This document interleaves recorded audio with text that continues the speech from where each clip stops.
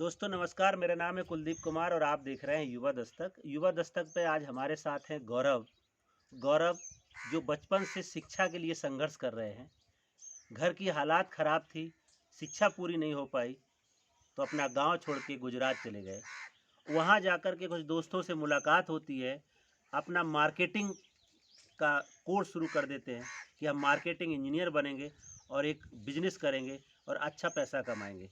लेकिन दुर्भाग्य इस देश में कोरोना लग गया और लॉकडाउन हो गया, वो कोर्स भी बर्बाद हुआ, घर आ गए। फिर इन्होंने अपना एक बिजनेस शुरू किया, एक ऑटो रिक्शा लिया, लेकिन कुदरत को वो भी मंजूर नहीं था। एक दिन उस ऑटो का भी एक्सीडेंट हो गया और फिर से ज़िंदगी जो पटरी पे शुरू हुई थी वो फिर से टूट गई।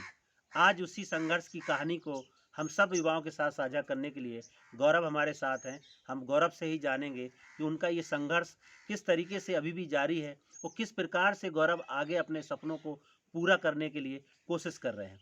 गौरव युवाओं के लिए प्रेरणा स्रोत बनते हैं, क्योंकि आज विकलांगता की स्थिति में भी गौरव एक लंबे विजन और सोच के साथ वो युवाओं के लिए प्रेरणा स्रोत बनते हैं और सोचते हैं कि मैं ज़िंदगी में कुछ करके दिखाना चाहता हूँ, अपना एंटरप्रेन्योरशिप शुरू करना चाहते हैं, अपना रोज़गार शुरू करना चाहते हैं और जो सपने जहाँ से ठोकरें मिली हैं उनको फिर से ज़िंदा करना चाहते हैं। युवा दस्तक पे जो जितने भी साथी हमारे साथ आज गौरव को देख रहे हैं, मैं अपील करना चाहूँगा कि गौरव जैसे साथियों के मदद के लिए वो साथ आएँ और संघर्ष की कहानी से सीखें कि कैसे एक युवा अगर ठान ले तो कुछ भी उसके लिए असंभव नहीं होता है। कितनी भी मुश्किलें और परेशानी आए, लेकिन वो अपने मंजिल की तरफ आगे बढ़ता ही जाता है। तो गौरव, आपका स्वागत है। आप अपना परिचय बताइए। आज युवा दस्तक पे हम बहुत सारे युवा साथी आपको देख रहे हैं। जय भीम साथियों।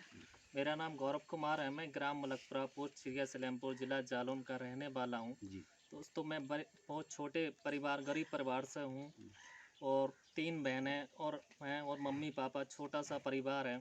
हमारे मम्मी पापा ने बहुत ही मेहनत मजदूरी करके हम लोगों को पढ़ाया।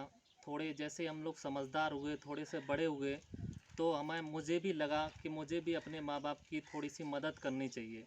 तो हम चारों भाई बहन अच्छे से पढ़ रहे थे। तो जैसे ही मैंने हाई स्कूल किया, फिर इंटर किया। इंटर करने के बाद बीएससी के फार्म डाले, तो बीएससी की फर्स्ट ईयर भी हमने की। बीएससी की फर्स्ट ईयर करने के बाद मेरी दो बहनें थी, वो ज़्यादा जिद करने लगी, वो बोलने लगी मैं भी पढ़ूंगी।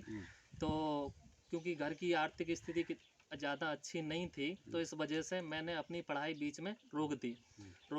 पढ़ाई रोकने के बाद मैं गुजरात चला गया। जाने के बाद मैंने तीनों बहनों को अच्छे से पढ़ाई की। मम्मी पापा भी मदद करते थे। वहाँ पे 1 साल काम करने के बाद मैं घर पे आया। घर पे आने के बाद तो वहाँ से आने के बाद काफ़ी कमज़ोर हो गया था, तो माँ बाप ने मना कर दिया बाहर जाने के लिए। तो उन्होंने कुछ कर्जा लेके कुछ पैसा मैं कमा के आया था बाहर से, तो वहाँ से एक ऑटो दिलवा दी।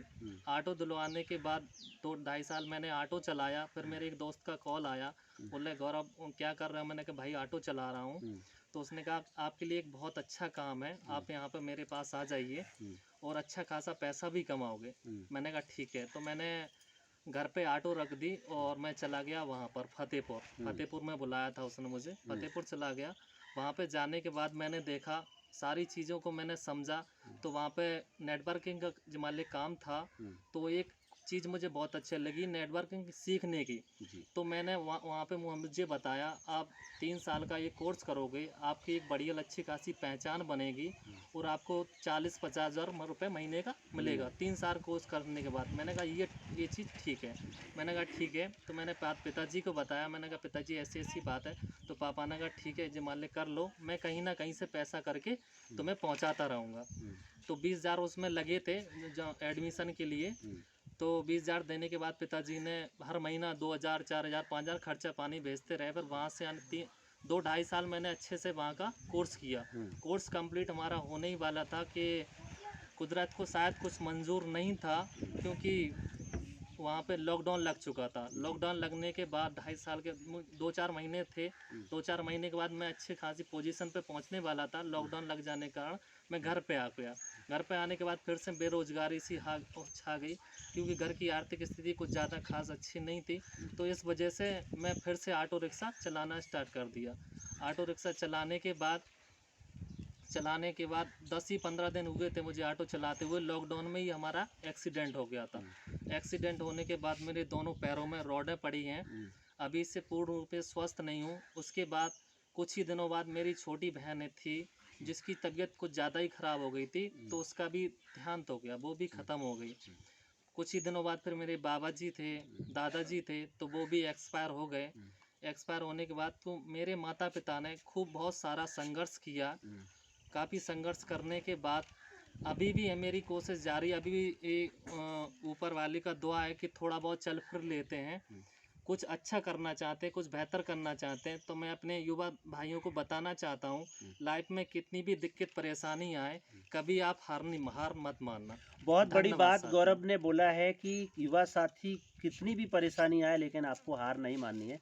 निश्चित तौर से ऐसे जाबाज युवा साथी इस देश के लिए मिसाल बनते हैं और युवा दस्तक ऐसे ही युवाओं के साथ उनके जो अनुभव हैं, उनके जो संघर्ष है, वो तमाम युवाओं के साथ साझा करते हैं। गौरव, 2-3 सवाल आपसे और जानना चाहेंगे क्योंकि बहुत सारे युवा आपको इस समय देख रहे हैं कि जब आपका इतना संघर्ष का सफ़र रहा और आप अभी भी मोटिवेट होते हैं और लोगों को करते हैं, आपके विकलांगता के बाद किस तरीके की और सारी चुनौतियां बढ़ी और अभी आपका सर्टिफिकेट बना नहीं बना, क्या आपके चैलेंज रहे हैं और आगे के सपने क्या हैं?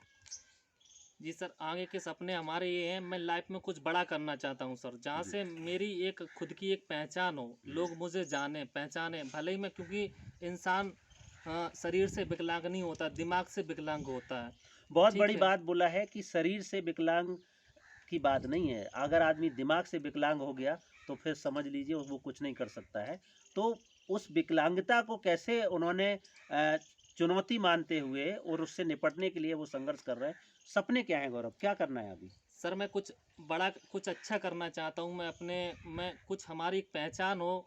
जैसे ही मैं साथ बढ़ूँ, मैं अपने युवा भाइयों को कुछ ऐसी चीज़ें बताना चाहता हूँ, जानकारी दूंगा। क्योंकि अभी तक तो मैं उस चीज़ पे नहीं हूँ, क्योंकि मैं लगा हूँ उस काम पर। जैसे ही मैं अपना कंप्लीट करने के बाद मैं चाहूँगा कि लोग भी आगे बढ़े हमारी तरह। तो बिल्कुल निश्चित तौर से जो गौरव बोल रहे हैं, हमें सारे युवाओं को तमाम दुनिया में जो भी लोग हैं भारत में, सबको संविधान से अधिकार मिलते हैं। जी गौरव, सर। संविधान आपके लिए कितना महत्वपूर्ण है? क्योंकि एक विकलांगता, एक दलित कम्युनिटी से आने वाले, एक संघर्ष के साथ अपना संघर्ष जीवन यापन करने वाले के लिए संविधान कितना मायने रखता है? आपके लिए संविधान का मायने क्या है? सर हमारे लिए संविधान बहुत महत्वपूर्ण है। हम्म, हम बाबा साहब को बहुत अच्छे से मानते हैं हम्म। और उनकी सारी चीज़ों को, हमारे जो दलित लोग हैं उनको, सभी लोगों को बहुत अच्छे से उनकी जयंती भी मनाते हैं, सब कुछ बहुत अच्छे से करते हैं।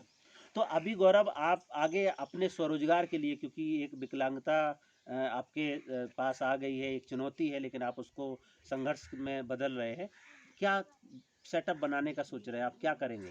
अगर कुछ सहयोग संसाधन आप जुटाते हैं तो उससे क्या आप शुरू करेंगे? जी सर, अभी हमारे पास गाड़ी है, बाइक है, कुछ सामान मैं बाहर से भर लाऊंगा और बाहर से भरने के बाद मैं गांव-गांव में सेल करूंगा सेलिंग कुछ। करेंगे। जी सर।